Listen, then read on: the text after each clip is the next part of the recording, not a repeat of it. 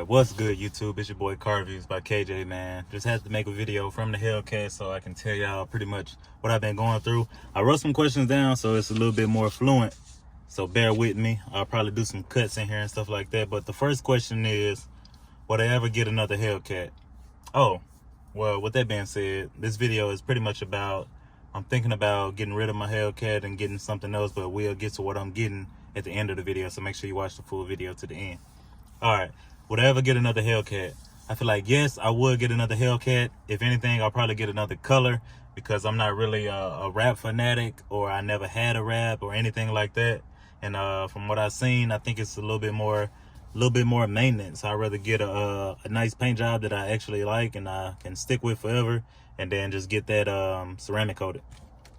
So yes, I would get another Hellcat. Most likely it'll be a wide body. I'll probably stick with the Challenger platform, I think. If anything, I'll go bigger. I don't think I'd do the Charger, but if I was to get another Hellcat, it'd probably be the TRX. I don't need a Durango, so that's way too big. Trackhawk. If it can be only rear wheel drive, possibly, but I don't want an all wheel drive Hellcat. So yes, I will get another one. Second question: am I in love with my Hellcat, or did I buy my Hellcat for the wrong reason? So it's a two-part question. First part, am I in love with the Hellcat? No and yes. I'm in love with the speed of the Hellcat, but I'm not in love with the comfort and other things that come along with the Hellcat. So I wouldn't say I'm in love with it, because if I was in love with it, I probably wouldn't be able to get rid of it. But you know, it's a materialistic thing, so I wouldn't say I'm in love with it. We'll stick with that. I'm not in love with it. I can always get another one. That's how I feel. And then, did I buy it for the wrong reasons? Man, this question made me think a lot.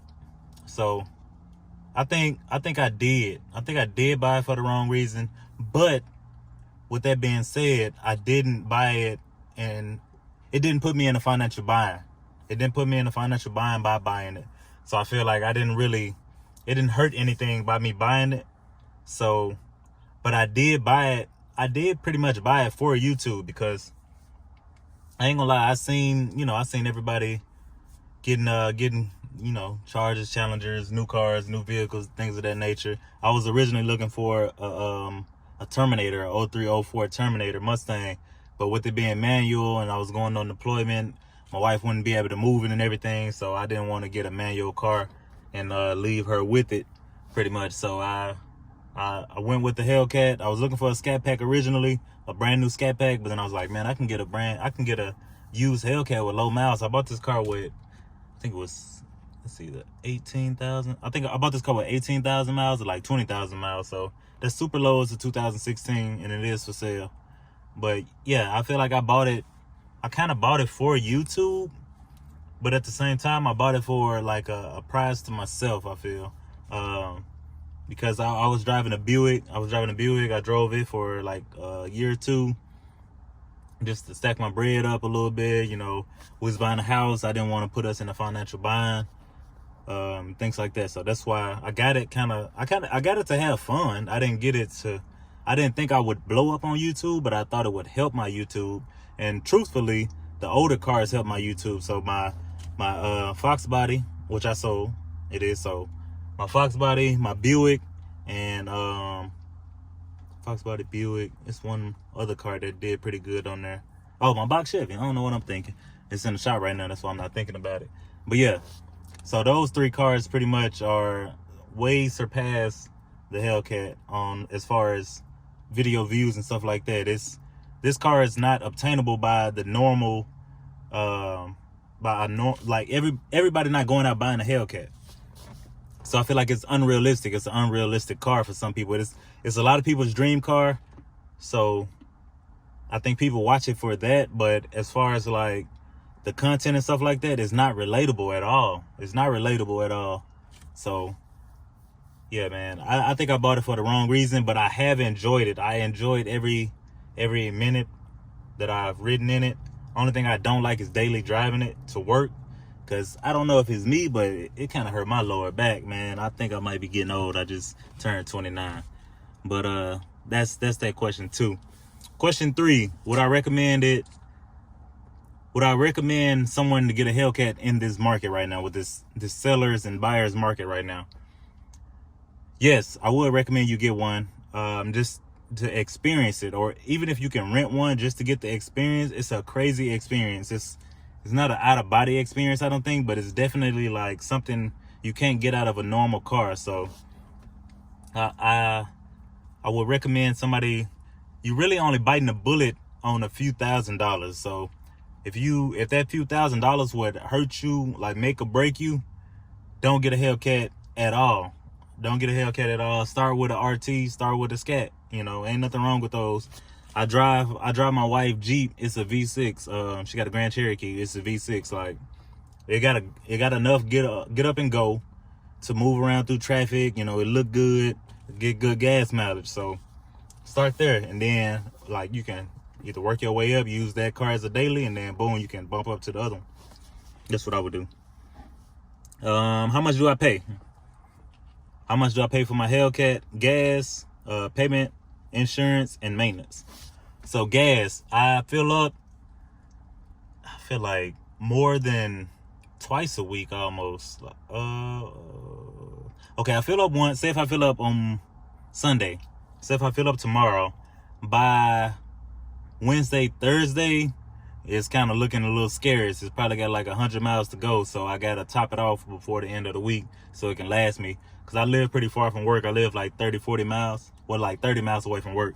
So that's why my gas really don't last that long. But for you, it might be different. But I do a lot of highway driving, so that do help as far as like gas mileage and it not burning out as quick. So for gas, I feel like I spend $400 to $500 a month.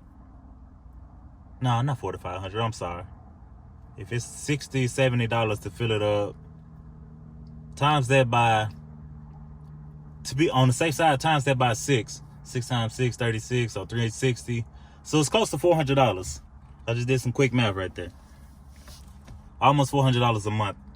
Dang, now that I think about it, that's kind of crazy. That's kind of absurd. All right. Next, the payments, how much I pay a month. So when I was on a boat, when I was on deployment for a year, I was paying $1,000 a month.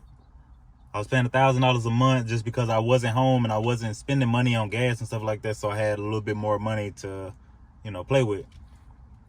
So my payments are $727 a month. It's in that ballpark. It's around that range.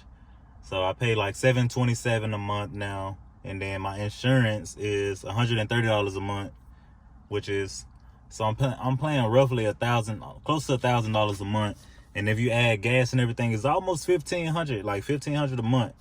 So, and then every 3 months, you know, you're gonna have to get your oil change, or every 3 to 5 months, depending on how hard you drive it or whatever. And the oil change are give or take 100 or something like that, and then, you know, get your fluids topped off and stuff like that. Normally they do that. They just throw that in there, or it's like $2 or $3 to add fluid. So that's not that bad. I haven't had any major issues maintenance wise. I changed the brakes, the front brakes, the Brembo brakes. They are power stop brakes. It eliminated the brake dust like tremendously. So get power stocks. I'll put those in the description so that way you can pick you some up if you're thinking about getting a Hellcat, Scat Pack, anything of that nature. The power stop brakes make a huge difference as far as the brake dust. If you see a normal Hellcat coming off the showroom floor and see it drive around for 2 weeks, them wheels gonna be almost black, and the wheels probably was originally like white or brown or something like that, but now they like black. So watch out for that brake dust. I'll put those in the description. So that's pretty much how much I pay. It's about $1,500 a month. Nothing. That is kind of crazy now that I think about it. That is kind of crazy. It's a question. Why am I selling my Hellcat? So, like I said in the beginning of the video, I was gonna let y'all know what car I'm trying to get next. I'm selling it because I want to capitalize off the market pretty much. I want to capitalize off the market that's out right now, because the market is crazy, man. For selling your car right now, it is crazy. I bought the car 2 years ago, and the car is worth more now than it was then. It's crazy. So I got to capitalize off of, you know, having a car. Like, I pretty much get all the money back that I put into the car. So normally you upside down when you trade in a car or you sell a car or something like that, you upside down. So right now is a perfect time to capitalize if you thinking about selling your car as well. I would highly recommend, if it's how they start out the car, or if it's a car that they can't really find on the at the dealership, go ahead and trade that thing in, and it's almost time for an upgrade. But the car I'm thinking about getting, I had one before, so I'm not jumping on any type of bandwagon or anything of that nature. So I had a F-150 and I had a F-250, and I'm going back F-250. I just feel like I still can have that sense of speed and stuff like that with the F-250 versus going to the F-150. Because the F-250, I don't know if y'all know or not, but if you never rode in the F-250, F-350 or something like that, and with it tuned and with it deleted with the exhaust and stuff like that, deleted out where they rolling coal and all that, them things are fast. They upwards of almost 1,000 pounds of torque, 1,000 feet-pound of torque. So it's no joke in those diesels. Don't let them fool you. They look big and they look heavy, but they meant to pull stuff, and they meant to put that power to the ground. So don't sleep on them now. Don't sleep on the diesels. I am going diesel as well. I will not get a gas F-250, F-350, just to throw that out there. So I'm looking for a 2011 and up. I'm looking for a platinum model. It has to have a sunroof. It has to have the leather seats with the cool seats and everything. I won't be losing anything, and this is a must. The sunroof is a must. I don't care what kind of car I get next. I gotta have a sunroof in it. Let me see. Oh, and another reason I'm selling it. This is pretty much the last reason, and then we're gonna wrap this video up. I can't have fun on a daily basis in it. It's not the car that you want to drive every day, and it's not a daily driven car. You don't want to daily drive it in traffic. The traffic is super heavy. I'm in San Diego, if you didn't know. The traffic is horrendous in San Diego. It's like going to work and going home. So at any day, like I can get 80 miles per hour or something like that. That's really my top speed, because most of the time I'm in traffic, and then when I'm not in traffic, it's still somebody in front of me, somebody behind me, somebody next to me. So you can never really have fun. Only time I can have fun is on days like today, a Saturday or a Sunday or something like that. I can go out there and, you know what I'm saying, rip some corn and burn a little tires or something. But yeah, that's why I'm getting rid of it. That's why I'm selling mine. I know other people got their other reasons and stuff like that, but I'm gonna do a walk around of it since we already out here with it. Like I said, man, I'm gonna miss it now. It's dirty. I ain't washed it. I washed it last week. So, but yeah, it's black on black. You can see my side windows are super light, but I got 50% on the front windshield. Got the Sophia guts. You see my notes right there that I was reading off to y'all. Sophia guts in there. Do got the sunroof though. That's what I was talking about. Yeah, that's it. Got the brass monkey wheels. Look, I've been driving this car for, like I said, like a week, maybe a little bit more. Look, little to no brake dust on there with those power stops. My front wheel looked like my back wheel. You know, normally them front wheels are super dirty. But yeah, it's nothing crazy. Y'all know what a Hellcat hood looked like. A bird hit me up right there. But yeah, that's me from the front with the tint and everything. So it's super light. Got this window down a little bit, but it don't help anything anyways. I don't want to not be seen because you know, I don't want to get pulled over for it. But that's really the only upgrades I made. I made an upgrade to the tires and an upgrade to the brakes. So the rear tires are now 295. See, it's 295 40/20. Them Pirelli Scorpion tires, and they grip a lot better than the 275s. It's a cloud of dust. I debashed it in the back, so when you come up on it, it looked like it's a, oh yeah, I forgot about the exhaust. When you come up on it, it looked like it's a V6, but they get next to you and be like, oh snap, I got the quad exhaust with the MagnaFlow mufflers. I'll give y'all a quick start up.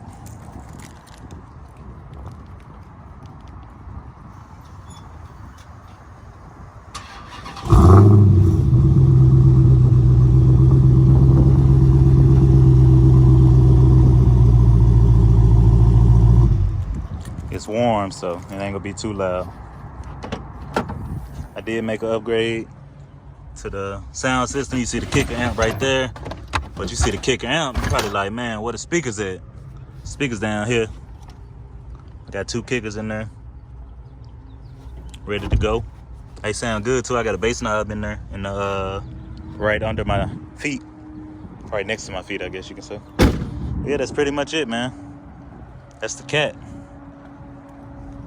Serious inquiries only, hit me up.